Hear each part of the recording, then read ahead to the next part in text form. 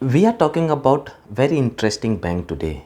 The bank was in the bad news in 2020, but due to or because of government's intervention and the RBI's supervision, the banks have been dealing with the challenges of 2020 very well now. The typical business of banks is to attract a lot of depositors and lend that money to the creditors or the borrowers. When you attract these depositors or the depositors which save that money in your bank, you pay them some interest rate on their saving account, which is roughly about 3%, and you charge about 7% or above from the borrowers. So the typical profit or the typical benefit the banks have is this 7% which they charge to their customer and this 3% which they pay to their depositors. So this 4 or this 4.5% is their typical gain, and out of that lot of things they require to manage, which in their everyday activity they pay salaries, they pay for resources, infrastructure, buildings and everything. So this is how the banking business works, and this business depends on lot of trust. If depositors does not have trust on the banking, nobody will deposit your money or their money in the bank. Therefore, if you don't have the deposits, you cannot lend that money further, so the bank will sink for sure. Now we are talking about Yes Bank saga, which all of us know that Yes Bank was got a very bad name because of its fraudulent practices. Now 1 year after that saga, how this bank is working out, we are trying to analyze, do we see some potential in Yes Bank which can take it or make it a big bank again. If we look at the typical share prices, it is moving around 15-16, and most likely the prices will remain stable for quite some time now. But is there something more for the investors in the longer run? Can Yes Bank provide a great platform in, let's say, next 5 years, where investors can really benefit out of their investment? We will have to see this whole thing. So before we go into these things, let me just tell you one very key aspect. Banks attract banks manage the deposits differently. So you have a saving account, and then you have, let's say, a current account.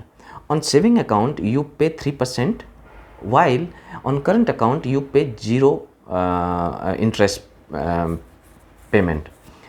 So if you have higher current account holders which are saving a lot, you tend to have the cost of funds much higher, much lower, because the 7% which you will earn from the current account holders money which you will lend to the borrowers, you don't have to pay the 3% to the depositors on the current account. So that is called CASA ratio, which is current account to saving account ratio. If your current account ratio goes higher with respect to your, let's say, the saving account, the cost of funding goes down. Therefore the banks have higher expectations of making better profit, resulting in better value all the way for the bank. In this case, I came to this point because of the recent interview Mr. Prashant Kumar, the CEO of Yes Bank, gave to the G Business, or one interview they gave to Economics Times, and they spoke about their current standing. It appears that the bank is on a recovery path. So I will give you some of these details about these interviews. And one fact you will have to understand from every bank or a company which goes through some disturbance in their existence, and the recent example, or maybe not so recent, which was the Satyam. When Satyam was built out, Satyam's shares were trading around 10 or maybe less than 10, and they came from, I think, oh, they were trading over 100 that time. And when Tech Mahindra acquired the Satyam company, the stock was performing very poorly. But the same Tech Mahindra with the Satyam now is, you see, it's all different story now. So when you make long-term bets, probably you are going to gain a lot. Often we are chasing the multi-baggers, but we are not really looking at the probable stocks which can make us make us really rich. Everybody wants to become Rakesh Jhunjhunwala, or let's say Mr. The famous investor Warren Buffett, but nobody has patience to buy stock at the rock bottom and wait for many years. If you look at the investment Mr. Rakesh Jhunjhunwala had made, or let's say Mr. Warren Buffett had made, they are holding these shares which they bought many years ago. But now a lot of investors have a trading mentality where they only lose money. So you have to come out of the trading mentality. I see some value in the stock Yes Bank share over next 5 years. So if you are in the search of multi-bagger, probably please study the Yes Bank stock, and I will also keenly watch the Yes Bank story over next many quarters. So if you stay connected with me or with this platform, probably you will get to learn a lot of these details if you don't have that much time. I'll keep a keen eye on the Yes Bank saga.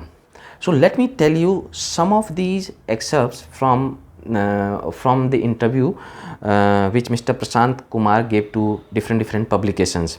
I am referring to the G Business interview. So what Mr. Prashant Kumar is saying that they have opened about 2,25,000 new saving accounts, and out of that 85,000 have come up in December 2020. So it's a huge number. What that tells you is, first of all, the fear people had in the banking system, especially in the private bank like Yes Bank, is not there anymore. Why? Last year we have seen, not only last year but in last couple of years, we have seen a lot of banks struggled with their depositors, because the PMC saga we know, where RBI had put a lot of limitations. Similarly, we have seen some other banks suffered the similar fate. Therefore, banking, whenever there was a new problem in any bank, depositors were less reluctant to put money on those banks. So for Yes Bank, the good thing is that the depositors have come back. That means they have been able to arrest the slide and the flight of the depositors. Once you have that, the next challenge, or in fact next good point he gave to G Business was, it is the saving account they opened in December 2020 is 39% higher than their respective numbers last year. Again, the last year base was very bad because the bank was under difficult conditions. Okay, and important thing is that they have a target of 1 lakh bank accounts every month. 85,000 they have reached. They are hoping they will cover that much. Okay, and the way they are readjusting their loan portfolio, they are not chasing the big corporate houses. Therefore, they have decided to chase the retail customers and the MSMEs. Earlier, their large exposure was towards these private companies, big corporates, right? So it was difficult to collect the money from them easily, especially if they are going through tough phases. But always these retail customers are easiest business for any bank. So most of the banking business they are targeting now going forward is on the retail side and also on the MSME side. That's about the number.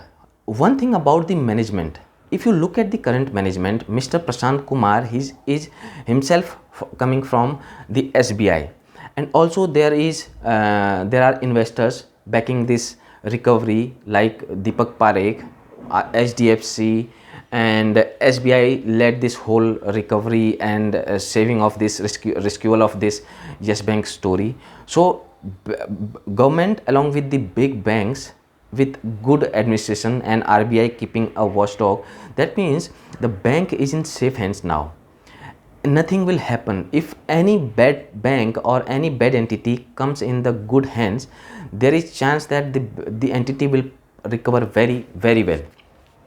Believe me, the Yes Bank story will take a very sharp turn, and at that time probably many of you would miss that bus, because the trading mindset says that if the stock runs 5% from the bottom, we don't usually jump into that.